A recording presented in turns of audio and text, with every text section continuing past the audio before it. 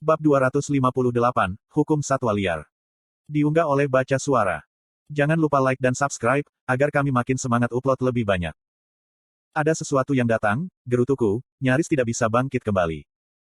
Regis berbalik dan aku benar-benar bisa melihat tubuhnya yang hitam pucat pasi. Oh, sial. Jantungku berdebar kencang ketika langkah kaki binatang buas semakin keras. Aku terlatih-tatih secepat tubuhku membiarkan aku di bawah strain buah saat ini yang baru saja aku konsumsi. Tidak mungkin aku bisa bertarung melawan gerombolan apapun yang bergerak ke arah kami dalam keadaan saat ini. Dikirim oleh Tuhan, kami berhasil menemukan kemiringan di tanah hanya oleh pohon besar di dekatnya. Akar-akar yang terpapar bergerombol bersama-sama, meliuk masuk dan keluar dari tanah untuk menyediakan tempat berlindung yang ketat bagi kami. Jantungku berdegup kencang ketika aku mendengarkan apa yang terdengar seperti desak-desakan yang mencari setiap inci persegi dari daerah yang telah kami hindari. Pikiranku berputar mencoba memikirkan alasan mengapa kami tiba-tiba menarik perhatian mereka semua. Apakah karena saya sudah memakan buahnya? Tidak, bukan itu. Perangkap terbang transparan itu menjerit mengerikan sebelum mati. Dan saat itulah semuanya diklik. Monyet 2 ekor, monster jebakan dan segala sesuatu di lantai ini nyaris tidak membuat suara. Semua organisme di sini telah beradaptasi untuk membuat sesedikit mungkin suara. Kemungkinan besar untuk bertahan hidup melawan apapun makhluk buas itu. Sensitif terhadap suara, kataku, menunjuk ke telingaku. Regis balas mengangguk dan kami berdua menunggu binatang buas ini berharap untuk melanjutkan. Sekarang, tanah sangat bergetar di bawah langkah kaki konstan gerombolan binatang buas. Sedekat itu mereka, aku bisa mendengar suara citer yang keras ketika binatang buas terus mencari sumber teriakan yang memikatnya. Dengan seberapa dekat gerombolan binatang buas itu, aku bisa merasakan tekanan yang mereka keluarkan dan cukup untuk mengatakan, itu pada tingkat yang sama sekali berbeda dari Chimeras Regis dan aku hadapi. Memantapkan napas saya tetap membeku ketika suara roda gigi berkarat yang saling berdekatan semakin dekat. Bahkan Regis tetap berada di dalam diriku, takut terlihat meskipun dia tidak berwujud. Tiba-tiba, bulu-bulu di leher saya merasakan ada sesuatu yang datang yang tidak saya sukai. Mengoceh cepat semakin keras bahkan sampai, beberapa saat kemudian, saya bisa melihatnya. Itu bukan gerombolan binatang buas. Itu hanya satu binatang yang sangat panjang dan besar. Chimera itu cukup mengerikan untuk dilihat, tetapi makhluk ini adalah sesuatu yang langsung keluar dari mimpi buruk iblis. Dengan kerangka keseluruhan kaki 1000, kecuali ukuran dan ketebalan kereta peluru, makhluk itu menggeliat melewatiku menggunakan kaki kurusnya yang tak terhitung yang membentang 2 kali tinggiku. Saya bisa melihat penjepit bergerigi di kepalanya saat melewatinya, tetapi sebagian besar detail yang lebih kecil hilang pada saya. Saya fokus pada fakta bahwa kaki 1000 ini hampir transparan. Terwarnai dalam rona ungu lembut yang dicampur dengan daun-daun bercahaya, kaki 1000 raksasa itu tampak lebih seperti agar-agar daripada tan. Seperti kehilangan cangkang kerasnya atau semacamnya. Namun, melihat bagaimana bahkan ranting tajam pohon halus tidak membuat goresan di bagian luar makhluk itu, aku tahu itu tidak akan mudah untuk dibunuh. Kaki 1000 terus merangkak di sekitar kami, mencari mangsanya. Terlepas dari ukuran dan panjangnya yang luar biasa, ia bergerak dengan cekatan dan fleksibilitas sehingga bahkan ketika bergerak ke daerah yang berbeda, tidak ada jejak yang dilewati oleh binatang buas raksasa. Tetap saja, aku bisa mendengar kaki 1000 raksasa di dekatnya. Langkah-langkahnya terus mengguncang tanah, mencegah saya mencoba meninggalkan tempat perlindungan saya yang sempit.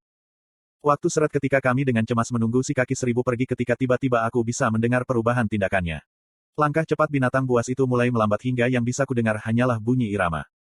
Apa yang sedang terjadi sekarang? Regis bertanya. Saya tidak yakin, saya menjawab, sangat tergoda untuk mengintip. Tidak butuh waktu lama untuk mengetahui bahwa saya tidak akan hidup jika saya pindah. Tidak lama setelah kaki 1000 mulai berirama menginjak kakinya yang tak terhitung jumlahnya di tanah, aku bisa mendengar tangisan yang menyakitkan. Saya hanya bisa berasumsi bahwa binatang itu telah menggunakan beberapa bentuk ekolokasi untuk menemukan sesuatu di dekatnya yang telah bergerak. Dengan terhentinya irama ritmis, aku cukup menguatkan diriku untuk mengetahui apa yang sedang terjadi meskipun sensasi yang membara dari inti tubuhku terus menyerap eter dari buah. Sedang makan, bisik Regis, melihat dari atas bahuku. Kaki 1000 telah meringkuk di sekitar pohon besar, yang tampaknya adalah rumah bagi keluarga monyet 2 ekor. Apa yang merupakan pesta untuk kaki 1000 adalah pertumpahan darah yang tragis bagi para kera. Aku bisa melihat seekor monyet yang lebih besar basah kuyup dengan darahnya sendiri ketika sedang ditelan sementara seekor monyet yang lebih kecil menghantam dengan putus asa di kepala kaki 1000. Karena tidak terpengaruh oleh pemandangan yang sudah terlalu biasa bagi saya mempelajari kaki 1000. Binatang raksasa itu memiliki depresi melingkar di seluruh punggungnya yang berdenyut, tetapi selain dari penjepit seperti belati dan kaki tajamnya, aku tidak bisa melihat bentuk serangan lainnya. Tolong katakan padaku kamu tidak berpikir untuk melawan hal itu, bisik Regis 1 inci dari telingaku. Tidak jika aku tidak harus melakukannya. Meskipun ada lebih dari selusin monyet semua diwarnai dengan eter, mereka tidak memiliki peluang melawan kaki 1000. Tidak butuh waktu lama bagi lebih dari setengah dari mereka untuk dikonsumsi sementara setengah lainnya menyerah dan melarikan diri untuk hidup mereka. Ketika kaki seribu itu akhirnya melepaskan diri dari pohon raksasa dan mulai merayap pergi, mau tak mau aku memperhatikan monyet-monyet di dalam tubuh binatang buas itu. Selama pertempuran, monyet-monyet itu mengambil batu dari tanah untuk digunakan sebagai senjata. Ini juga telah dikonsumsi bersama dengan monyet. Sementara tubuh dua ekor binatang layu, seolah-olah eter mereka disedot keluar dari tubuh mereka, sedikit cahaya mulai menyelimuti batu yang dikonsumsi oleh si kaki seribu bersama dengannya. Setelah melakukan perjalanan beberapa jam ke arah yang berlawanan dari tempat kaki seribu telah menghabiskan makanannya, saya akhirnya dapat menghabiskan waktu untuk menyerap sisa buah. Sementara gigitan pertama adalah pengalaman yang menyakitkan yang bisa membuat saya terbunuh oleh kaki seribu, gigitan berikutnya membuatnya tampak seperti semua layak. Saya mulai dengan camilan kecil, takut bahwa saya akan bertemu dengan gelombang rasa sakit lain. Sebagai gantinya, saya disambut dengan sensasi panas yang luar biasa menyebar ke seluruh tubuh saya dan menyatu kembali di inti saya. Tidak lagi takut, saya mengambil gigitan yang lebih besar ketika inti saya dengan lapar melahap esensi eterik dari buah. Apa yang lebih menarik adalah setelah memoles buah, eter di tubuh saya telah kehilangan beberapa warna kemerahan dan itu sebelum tubuh saya sepenuhnya menyerap semua esensi eterik. Saya tidak tahu persis apa arti perubahan warna itu tetapi saya tahu saya semakin kuat. Waktu berlalu dengan cepat atau lambat di lantai ini. Dengan sedikit kebutuhan untuk tidur sesering dan tanpa matahari, jam internal saya menjadi tidak berguna. Ketika kami terus mencari jalan keluar, pikiran saya terus memikirkan kembali pertemuan kami dengan kaki seribu yang tembus pandang. Lebih khusus lagi, bagaimana bagian dalam binatang itu benar-benar menyerap eter dari monyet yang telah dimakannya, tetapi bagaimana lapisan eter tampaknya terbentuk di sekitar batu. Iklan. Kami, bentak Regis, suaranya hanya beberapa inci dari telingaku. Apa? Aku mendesis, terkejut. Aku mengatakan, Regis menekankan, matanya yang besar dan putih menyipit. Bahwa kita perlu memikirkan frasa pertempuran untuk serangan combo kita. Aku mengangkat alis. Serangan, combo kita. Ya, Anda tahu, ketika saya masuk ke dalam tangan Anda dan membuat kepalan tangan Anda semua menjadi hitam dan ungu. Dalam panasnya pertempuran, Anda akan membutuhkan sesuatu yang lebih ringkas untuk diucapkan. Petik 2. Reaksi awal saya adalah menolak ide konyolnya, tetapi ada beberapa manfaat dari apa yang disarankan oleh teman kulit hitam saya yang melayang. Baik, aku menghela nafas, mengalah. Apa yang ada dalam pikiranmu? Mata Regis melebar karena terkejut. Serius, saya pikir Anda akan menjadi penggerutu tentang hal itu. Petik 2. Menembaknya dengan tatapan tajam, aku menyelimuti tubuhku dengan keras ketika aku mengangkat tangan untuk memukulnya. Oke, Regis tersentak. Bagaimana dengan pukulan ledakan aether? Dia menyarankan, di luar jangkauan tangan dariku. Tidak, kataku datar sementara mataku terus mencari tanda-tanda keluar. Booster Aetheric Void. Tidak. Shadow Deathim. Tidak, aku memotongnya. Di mana Anda bahkan datang dengan nama-nama konyol ini? Kenangan awal Anda ketika Gray memainkan game-game arcade itu muncul di pikiran, jawab Regis sederhana.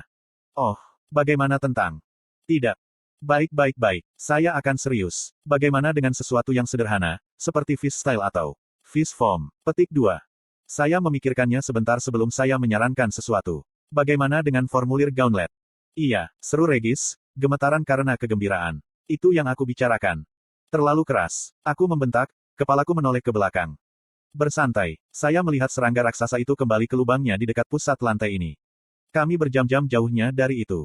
Petik 2. Kamu melihat sarangnya? Aku bertanya, kaget. Ya, saat kamu menyerap buah.